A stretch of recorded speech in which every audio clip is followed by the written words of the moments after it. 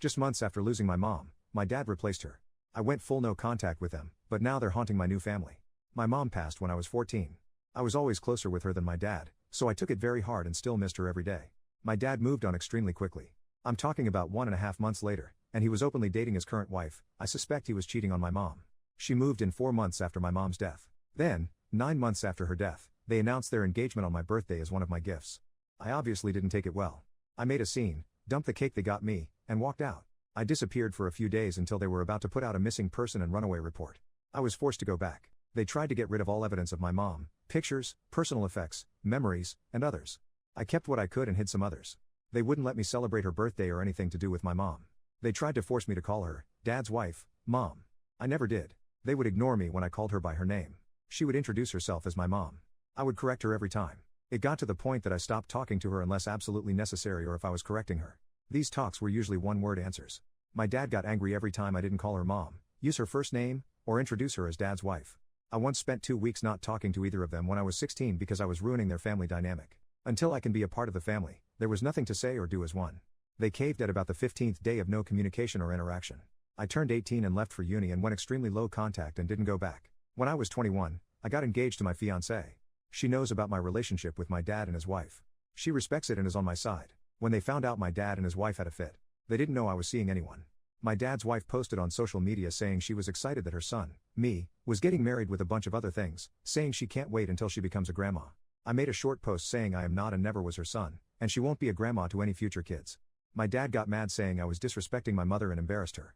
I asked who we were talking about because my only mother was, real, biological, gave me life mom, and at this point, I had lost both of my parents on that day when I was 14. That was 3 years ago, and we went back to low and no contact. But my wife is about 8 months pregnant. They showed up to my house. I never gave them my address. They wanted to talk and meet my wife.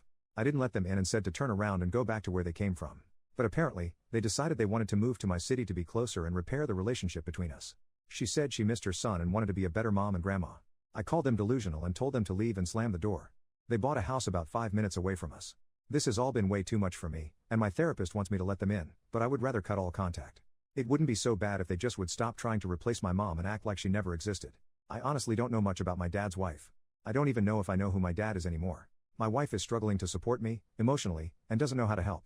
Please, internet strangers, how do I convince them, Dad and Dad's wife, she is not and will never be my mom. Edit to add, about my therapist. He said I should try to express my true feeling towards them in a non-hostile and threatening manner. Do it in a way that is constructive but gets to the point.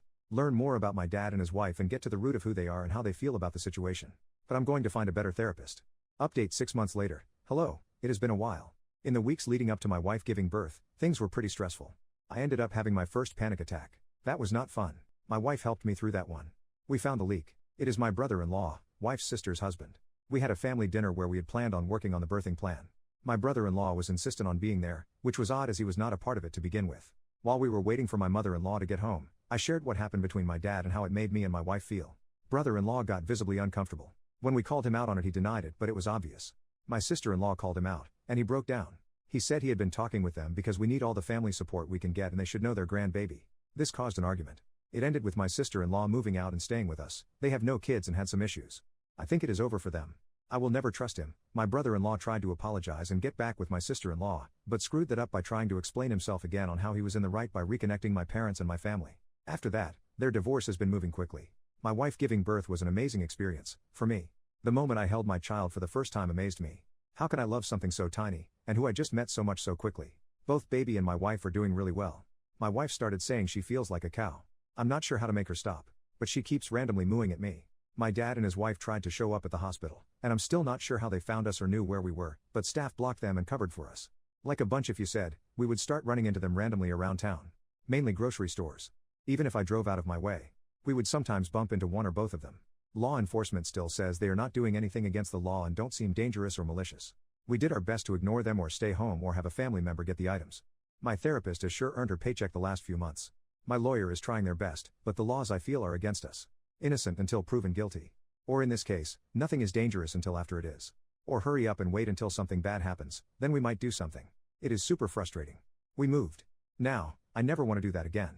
Good family helps. But with a newborn and crazy people around, it was stressful. I know it doesn't sound possible, and I'm still in disbelief, but my in-laws are amazing and got us in contact with a friend of theirs. Long story short, these friends wanted to downsize since all of their kids moved out. Told in-laws and brought them over. We ended up coming up with a really good deal. Our new home is bigger on more land but needs a lot of work, still baby friendly. It is old and outdated, but we have been making it ours. We are not rich by any stretch of the imagination. We have a good network around us. I'm also doing 99% of the work to the house myself. Sister-in-law moved in and helped us make it possible. Since moving, we had not seen my dad or his wife. That was until about 2 weeks ago. I was going to update and did write all of the above then. Since my lawyer contacted me saying my dad reached out and wanted to talk. I tried to say hard pass, but they advised me by saying, I think it would be in your best interest. We set up a date and time in public. 3 days later, at a coffee shop, we met up. Even though we were early, they were waiting for us. It was just my wife and I, also a paralegal from my lawyer's office undercover. I could see the disappointment in their eyes that our child did not come with us. It started very awkward. They started some bull crap small talk, but I just said, what do you want? Well, my dad's health is not well and is going downhill steadily. He may have 2-ish years at most. They showed scans, doctor's notes, tests, and other items to prove it. I was quiet the entire time they talked, and all I could think about is that sucks for him. It was like getting news that someone you knew of when you were a child died or is sick, like a neighbor or an old babysitter. For me, no real emotion or feelings because I feel like I didn't have a real connection with them. My wife knew I was irritated and tried to silently calm me down. When they were done, I said something to the effect of I'm sorry this happened to you. I hope you get better. Then, I got up to walk out. His wife opened her mouth and said something like, that's it? That's all you have to say? You owe it to him too. I didn't let her finish and went off on them. I said everything that I had been saying in my head for years. A practiced monologue I started when I was a teen. Highlights include but are not limited to, how he owed me more than anything. How he ruined any type of relationship the moment he started thinking with his schlong. When he tried to erase my real and only mom. Neglect, abuse, overpunishment, the works. Then, I finished with my real mother, died when I was 14. Pretend I did as well because that is when he, my dad, became dead to me. Now, looking back, I find it in a way funny that my 5'4" wife was holding back a 6'3" 200-pound guy. But they kinda looked like fish opening and closing their mouth. My wife then escorted me away. When we got the car, I had my second panic attack. But since things have been quiet but still fresh, I'm struggling but working through it. When my wife notices me zoning, she just hands me our child, and things get better. Sorry for the long read if you're still here. I hope you all have a wonderful day, and may your life be blessed.